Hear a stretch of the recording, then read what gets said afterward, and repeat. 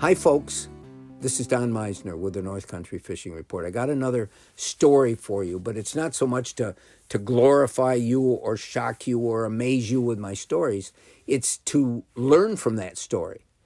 And this was the condition that I came upon yesterday fishing. I went out to this pond that I hadn't fished in a couple months, didn't have a clue whether I was going to find any fish or not. And I started fishing. I started casting. And about the eighth or ninth cast, I felt that telltale stopping, the sharp reaction, the thump I could feel in the rod. I knew a pike had just hit it, or a bass. I wasn't sure, but it didn't really get it. And then I felt that strike again within a couple seconds later. And so I knew that if I could get one strike, I could get more strikes. I knew that I had at least found fish. And as the day progressed, I got to an area where the fish were just, it was fantastic. And I thought, oh my gosh, am I blessed that I went out today?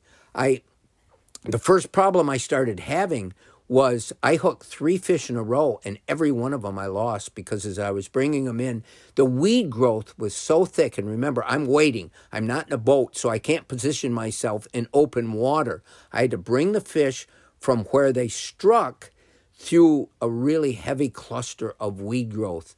And those fish know how to use that weed growth. They would burrow themselves in, and the hook would come out. 3 fish in a row, and I'm thinking to myself, maybe I should go home.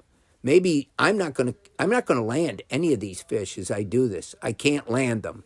But I kept trying, and I kept trying.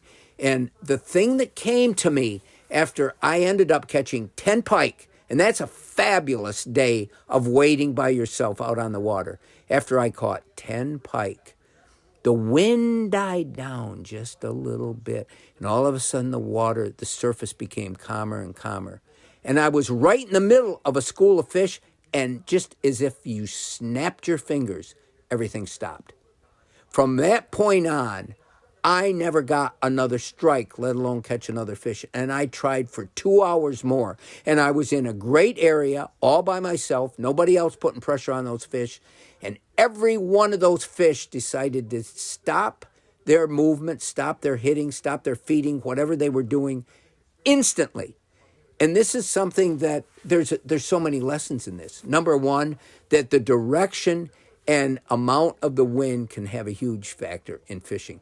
Number one, when the wind stops and that water becomes glass smooth, those fish can see so much better. They become so much more aware of danger, of everything, that it becomes more difficult to catch them. But because they do that, something tells them to stop. And here's what mystifies me. How did all those fish, no matter where I was in that pond, decide to stop at the same instant? What is the communication that takes place? Because something does at the very same moment.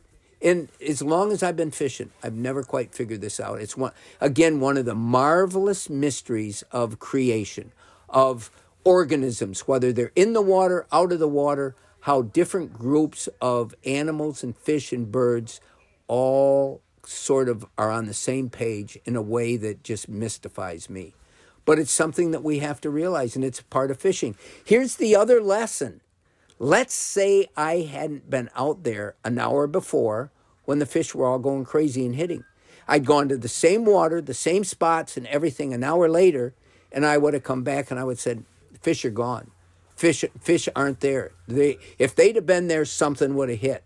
But no, nothing did hit after that magic hour. So my day was an hour of catching 10 pike, having fabulous luck.